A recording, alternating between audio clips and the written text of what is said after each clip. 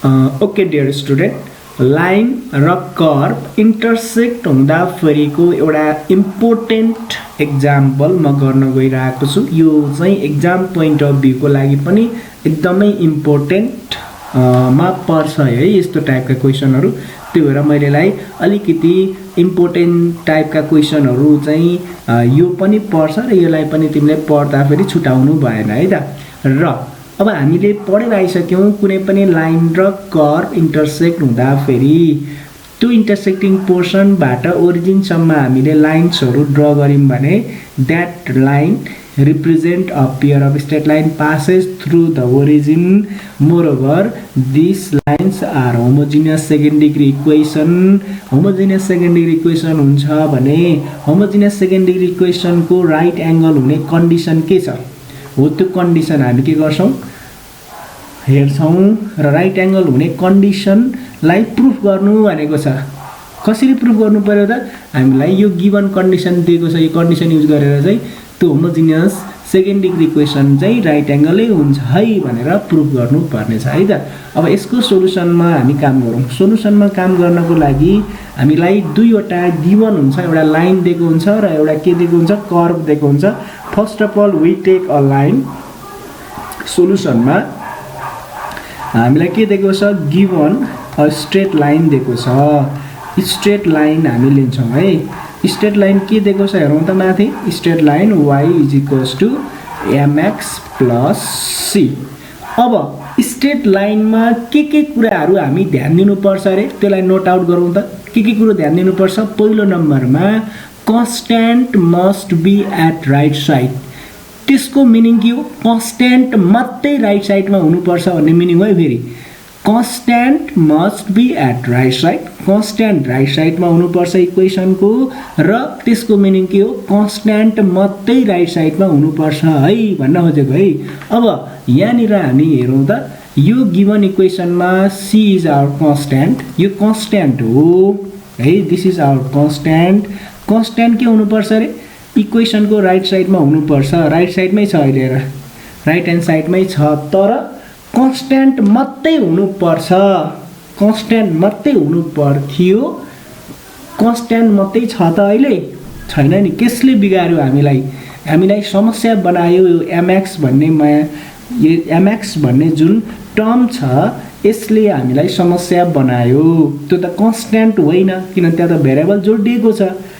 हुनुपर्ने के थियो, कन्स्ट्यान्ट मात्रै हुनुपर्ने थियो, त्यहाँ भेरिएबल पनि आएको रहेछ भनेपछि यसलाई थोरै अल्जेब्रा सिम्प्लिफिकेसन गरेर हामी के गर्न सक्छौँ, हाम्रो रिक्वायर्ड कन्डिसनमा आउन सक्छौँ है त। y त्यो भेरिएबल कन्टेन गरेकोलाई लेफ्ट ह्यान्ड साइडमा ल्याइदिन्छु म, राइट ह्यान्ड साइडमा c मात्रै राख्छु। हेर अब कुरो मिल्यो। हेर के कुरो मिल्यो भने अब हाम्रो राइट ह्यान्ड साइडमा के छ, कन्स्ट्यान्ट छ र कन्स्ट्यान्ट मात्रै हुनुपर्ने थियो, त्यो ठिक भयो। तर एउटा कुरो ठिक छैन नि, फेरि कन्स्ट्यान्ट भएर मात्रै हुँदैन नि, के पनि हुनुपर्छ, कन्स्ट्यान्ट मस्ट बी 1 हुनुपर्छ। कन्स्ट्यान्ट 1 हुनुपर्छ है। 1 छ त अहिले, कन्स्ट्यान्ट छैन। 1 बनाउन के गर्नु पर्यो त, जुन कन्स्ट्यान्ट टर्म छ त्यही कन्स्ट्यान्ट टर्मले के गरिदिने, दुवैतिर डिभाइड गरिदिने। देयरफोर के आयो र त, y - mx / c = 1 आयो भनेपछि अब चाहिँ कुरो मिल्यो है, कुरो मिल्यो। स्ट्रेट लाइनमा के कुरो ध्यान दिनु पर्यो रे, कन्स्ट्यान्ट राइट साइडमा हुनु पर्यो, कन्स्ट्यान्ट मात्रै हुनु पर्यो। कन्स्ट्यान्ट भएर मात्रै भएन, त्यो 1 हुनुपर्छ। 1 छैन भने त्यही कन्स्ट्यान्टले दुवैतिर के गरिदिने, डिभाइड गरिदिने।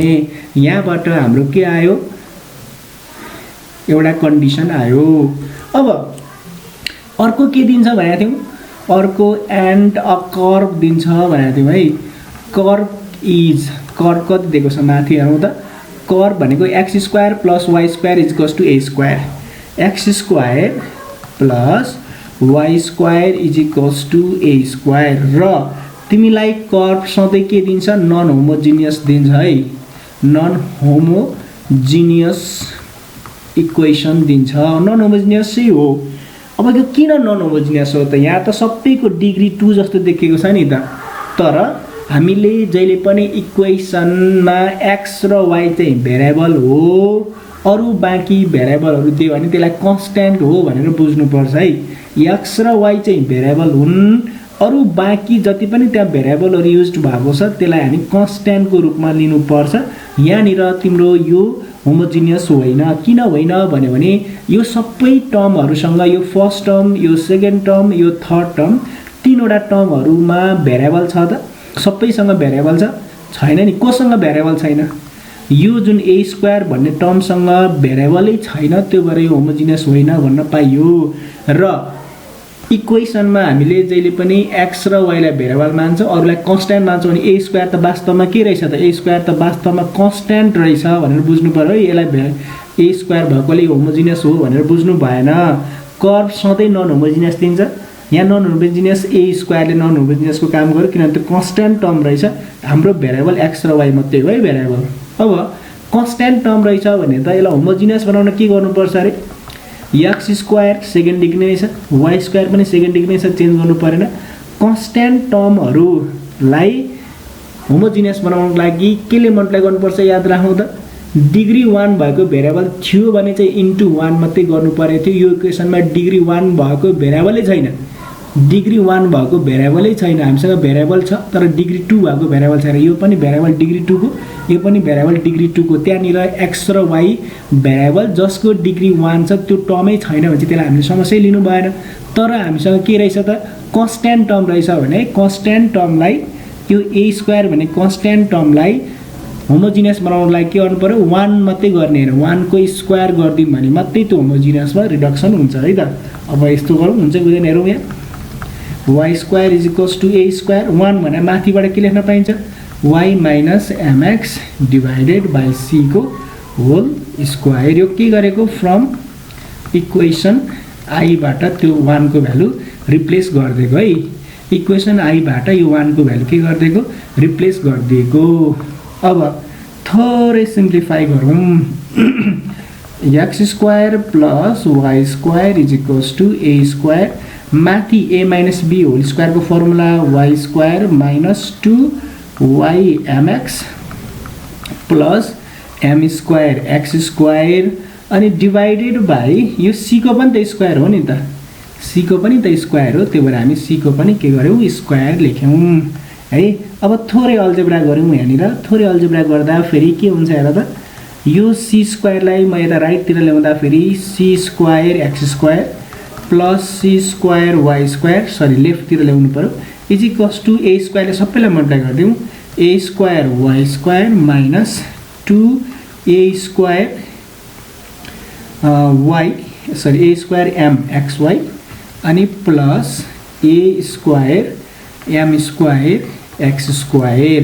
अब फेरि सबैलाई एउटा साइडमा राखौँ।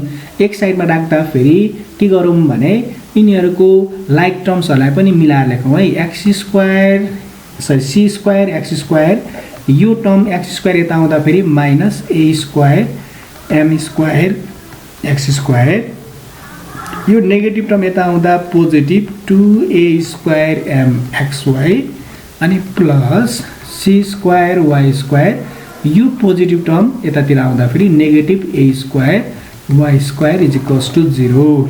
अब लाइक टर्महरूलाई एरेन्ज गर्दा फेरि कमन लिँदा फेरि c square minus a square m square अनि यो x स्क्वायर भयो plus 2a square m xy plus योबाट y स्क्वायर कमन लिँदा फेरि c square minus a square y square is equals to 0, which is homogeneous second degree equation हो कैन त? Which is homogeneous second degree equation हो। किन हो त भन त? सेकेन्ड डिग्री इक्वेसन किन हो भन्यो भने तिमी रिजन दिन सक्छौ कि सक्दैनौ? सक्नु पर्छ। किन हो त भन्यो भने यहाँ जति पनि भेरिएबलहरु युज्ड भएको छ हेर त, यो जति पनि टर्म छ, यो फर्स्ट टर्म, यो सेकेन्ड टर्म, यो थर्ड टर्म, जति पनि टर्महरु छ त्योसँग के छ? भेरिएबल छ रे। योसँग पनि भेरिएबल छ, योसँग पनि भेरिएबल xy छ, योसँग पनि भेरिएबल xy छ र सबै भेरिएबलहरु भएर मात्रै भएन, सबैको डिग्री कति छ? सेम छ कि छैन त? सबैको डिग्री के छ? 2 छ। So this is homogeneous second degree equation हो। हामी कन्फर्म भयो होमोजेनियस सेकेन्ड डिग्री इक्वेसनसम्म बन्न सक्यौं हामी। अब क्वेशनले सोधेको के भने माथि हेरौँ त, लाइन र कर्भ इन्टरसेक्ट छन् भने त्यसले होमोजेनियस इक्वेसन दिन्छ भने त कन्फर्म भयो। अब के देखाउ भनेको छ? Prove that the lines are right angle, ती लाइन्सहरू ती होमोजिनियस इक्वेसन के हुन्छ राइट एङ्गल हुन्छ भनेर सो गर्नुपर्ने छ। अब होमोजिनियस इक्वेसन राइट एङ्गल हुन्छ भनेको कन्डिसन के हो यो तिमीलाई थाहा छ है, यो थाहा हुनुपर्छ। यो किन क्लास 10 देखि पढ्दै आएको। हामीसँग homogeneous equation ax² plus 2hxy plus by² is equals to 0। अब राइट एङ्गलको कन्डिसन के हो राइट एङ्गलको कन्डिसन भनेको राइट एङ्गल हुनको लागि कन्डिसन के हुनुपर्छ अरे ए र बी जोड्दा फेरि 0 हुनुपर्छ है। ए र बी भनेको मिनिङ के हो ए भनेको यहाँनिर हेर त ए भनेको के को कोएफिसिएन्ट हो ए भनेको त x² को कोएफिसिएन्ट रहेछ नि त हैन, coefficient of x² plus be भनेको के कोएफिसिएन्ट रहेछ y² को कोएफिसिएन्ट रहेछ, कोएफिसिएन्ट अफ y² चाहिँ के हुनु पर्यो त 0 हुनु पर्यो भनेको मिनिङ है। यो माथिको a प्लस b 0 लेखे पनि भयो, अथवा कोएफिसिएन्ट अफ x² र कोएफिसिएन्ट अफ y² जोड्दा फेरि 0 हुनुपर्ने रहेछ। प्यारल हुँदा फेरि के हुन्छ अरे प्यारल राइट एङ्गलको कन्डिसन, प्यारलको कन्डिसन के भन त प्यारलको कन्डिसन चाहिँ h² is equals to ab हुनु पर्थ्यो हैन, र हामीलाई चाहिँ परपेन्डिकुलर सोच्छ धेरै जसोमा, त्यो भएर परपेन्डिकुलरको कन्डिसन हामीले प्रुभ गर्दै भयो। अब homogeneous second degree equation for RIGS to right angle, right angle हुनको लागि के हुनुपर्छ अरे कोएफिसिएन्ट अफ x² COFF मात्रै लेख्दिउँ सर्ट फर्ममा, coefficient of x² plus coefficient of y² चाहिँ के हुनुपर्छ 0 हुनुपर्छ है। और कोएफिसिएन्ट अफ x² माथिबाट हेरौँ किनभने हाम्रो इक्वेसन त यो हो नि त, यहाँबाट x² को कोएफिसिएन्ट कति छ हेर, कोएफिसिएन्ट अफ x² भनेको c² माइनस a² m² छ प्लस कोएफिसिएन्ट अफ y² भनेको कति छ हेर c² minus a² is equals to 0 है। राइट एङ्गल हुनको लागि कोएफिसिएन्ट x² र y² 0 हुनुपर्छ। अब यसलाई सल्भ गर्दै जाउँ के आउँछ रिजल्ट हेरौँ, cc जोड्दा फेरि 2c², यो नेगेटिभहरूलाई राइटतिर लैदिउँ भने a² m² positive, a² उतार्दाखेरि a² पनि पोजिटिभ भयो, और 2c² इज इक्वल्स टु यहाँबाट के कमन आयो a² कमन आयो m² प्लस 1। अब हामीलाई यही दिएको थिएन गिभन इफ भनेर कन्डिसन दिएको थिएन त हेर त 2c² a² 1 प्लस m² भन्छ त्यही आयो क्या हैन त। राइट एङ्गल छ भने यो कन्डिसन प्रुभ भएको भएन त, यो कन्डिसन हामीलाई क्वेसनले दिएको कन्डिसन आयो भने चाहिँ हेन्स के भयो हेन्स प्रुभड, हाम्रो के भयो त प्रुभ भयो, दिएको क्वेसन प्रुभ भयो। हामीलाई चाहिँ परपेन्डिकुलर यो 0 देखाउनु पर्ने थियो, तर हामी के गर्न सक्छौँ यसको कन्भर्सबाट पनि जान सक्छौँ नि त। परपेन्डिकुलर छ भने यो कन्डिसन आउनु पर्यो के, यो कन्डिसन आयो भने त प्रुफ भयो नि त। हामीलाई चाहिँ यो कन्डिसन युज गरेर 0 देखाउनु पर्ने थियो, तर हामी त्यसरी गएनौँ है। हामी के गर्यौँ परपेन्डिकुलर छ भनेर मान्यौँ, परपेन्डिकुलर छ भनेर मान्दाखेरि त यो गिभन कन्डिसन आउनुपर्छ पर्यो नि त। यो गिभन कन्डिसन आयो भने पनि द्याट्स कम्प्लिट्स आवर प्रुफ, किनभने हामीलाई त्यही कुरो सोधिरहेको थियो है। हामीलाई परपेन्डिकुलर भए 2c² is equals to a² 1 plus m² देखाइदियो भने हाम्रो के हुन्छ प्रुफ हुन्छ है। This one is very important for your एक्जामको लागि पनि इम्पोर्टेन्ट छ, र यो क्वेसन तिमीले राम्रोसँग तयारी गर्नु। र यस्तै टाइपको क्वेसन मैले अर्को दिएको छु, त्यो चाहिँ तिमी घरमा ट्राई गर्नु है। यो क्वेसन हेर त, prove that the line joining the origin to the point of intersection, यहाँ पनि पोइन्ट अफ इन्टरसेक्सनकै कुरो गरेको छ, तिमीलाई लाइन पनि दिएको छ कर्भ पनि दिएको छ। यदि तिनीहरू राइट एङ्गल हुन्छन् भने यो देखाऊ भनेको छ, यो प्रुभ गर भनेको छ। अहिलेको क्वेसन जसरी गरेको छ त्यसरी नै गर्ने, तर यहाँ लाइन हेर त, यो लाइन चाहिँ अहिले x plus a plus y by b is equals to 1, यो स्ट्रेट लाइन हाम्रो फर्ममा छ कि छैन त, कन्स्ट्यान्ट राइट साइडमै छ। हेर त कन्स्ट्यान्ट राइट साइडमै छ, यो कन्स्ट्यान्ट अहिले के छ राइट साइडमै छ, कन्स्ट्यान्ट हाम्रो के छ राइट साइडमै छ। कन्स्ट्यान्ट राइट साइडमा मात्रै भएर भएन, त्यो 1 पनि हुनुपर्ने थियो। 1 पनि छ भने चाहिँ स्ट्रेट लाइनमा केही पनि चेन्ज गर्नु परेन यार, स्ट्रेट लाइन अलरेडी हाम्रो मिलेरै आएको रहेछ। अनि कर्भ हेर, कर्भ के दिएको छ x², curve x² plus y² is equals to c²। यहाँ भेरिएबलहरू x र y हो भनेपछि यो c चाहिँ के भयो दिस इज आवर कन्स्ट्यान्ट है, यसलाई कन्स्ट्यान्ट भनेर बुझ्नु पर्यो तिमीले। कन्स्ट्यान्ट छ भने यसलाई नन होमोजिनियस छ, किन सबैसँग भेरिएबल छैन, त्यही भएर नन होमोजिनियसमा होमोजिनियस बनाउनलाई कन्स्ट्यान्टलाई जहिले पनि 1 मात्रै लेख्ने होइन, 1² गर्नु पऱ्यो।